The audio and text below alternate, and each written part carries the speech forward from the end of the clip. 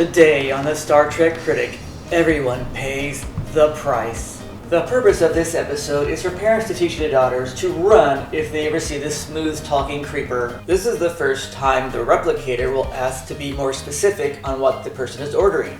Riker practices his drinking skills. Picard sounds drunk on synthahol. And Deanna doesn't give a rat's ass about that wormhole, does she?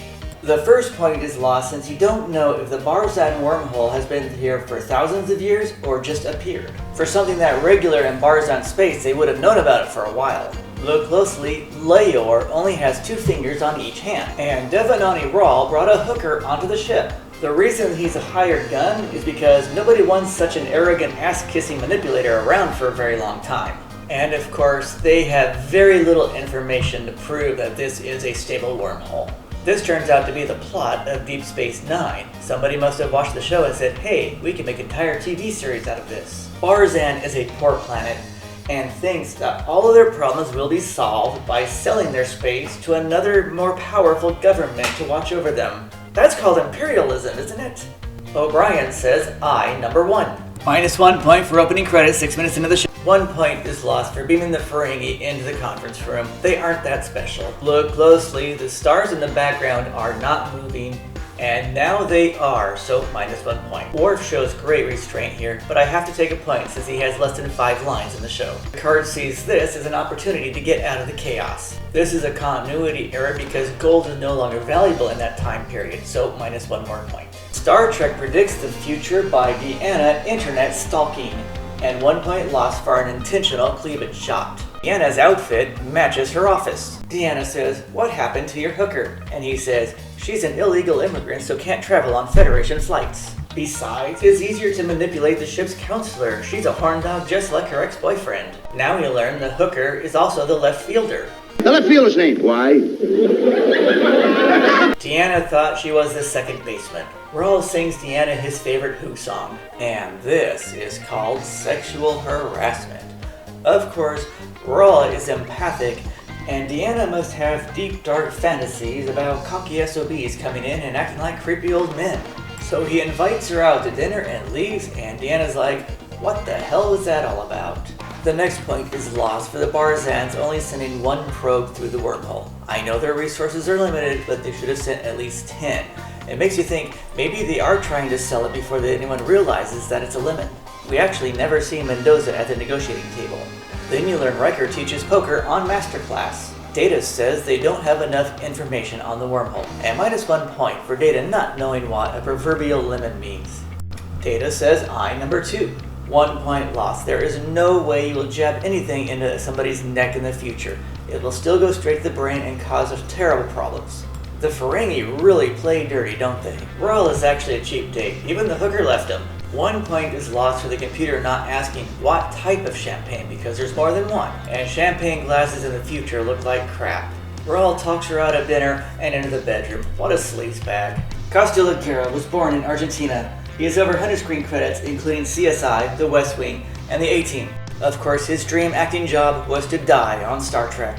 The Ferengi are only complaining to hide the fact they took out Mendoza. But 1 point is lost since they would not have access to the bridge. They would have complained to the alien liaison in the conference room, which probably would have been Deanna. 1 point is lost here. Beverly would have told Picard what happened over a private intercom. The Enterprise is huge. It would take him too long to get down to sickbay. And now he's back on the bridge. Going down there or back was such a waste of time. 1 point lost because Wesley only has 1 line in this show. 1 point is lost because all objects in the Ferengi Empire look alike. Do the banter between Geordi and Data remind you of anybody? And there they go into the giant blue donut. Rawl mansplains to Riker that he is there to help him. Riker says, well, it's a good thing we're not Klingons or else I would have killed you on the spot for offering. While they're bantering, notice the stars are not moving, and now they are, so -1 more point. Devanani Rawl markets the Crescelians by saying they are totally uninvolved in the galaxy around them. This scene is shot with a stand-in for Deanna's feet and a stand-in for Devanani's hands. What if it's the same person to save money? Deanna sings her favorite Who song. And why is he bringing up Riker when he's trying to score with his ex-girlfriend? That's what girlfriends do when they're trying to pick a fight with their boyfriends. In reality, talking about ex-boyfriends right before you're having sex is a terrible idea. But Deanna's really hard up right now, so she'll take anybody. This is the stupidest thing for him to do, let out his secret. But Deanna is so desperate for sex, she doesn't care how sleazy he is and still jumps him. Another point lost here. They would not stop and do a U-turn right when they came out of the wormhole like they did. They would just kept gliding for a little bit. The next point is lost because the Enterprise would have also sent probes through first before they sent people through who could get lost forever. And this is why you're supposed to send multiple probes before you send people. There is no guarantee where you're going to end up. 1 point lost for this scene. It is totally sexist. The writers are most likely men who think this is how women talk.